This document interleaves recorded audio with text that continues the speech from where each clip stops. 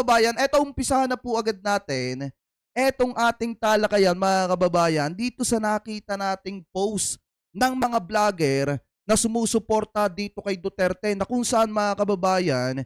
tila unti-unti nang nagkakalasan at nag-aalisan ng suporta dito po sa mga Duterte dahil daw po sa nangyayari na diskriminasyon mga kababayan dyan sa samahan ng mga vlogger at supporter dyan po sa mga Duterte mga kababayan. Ano po, so eto kung makikita po natin, etong si Madam Ellie mga kababayan, isa po ito sa pumipitik sa ating gobyerno at bumabatikos mga kababayan. Pero nung panahon ng presidential election 2022 mga kababayan, kasama po natin siya sa nagtanggol sa ating presidente. So ngayon mga kababayan, kung makikita nyo, eto,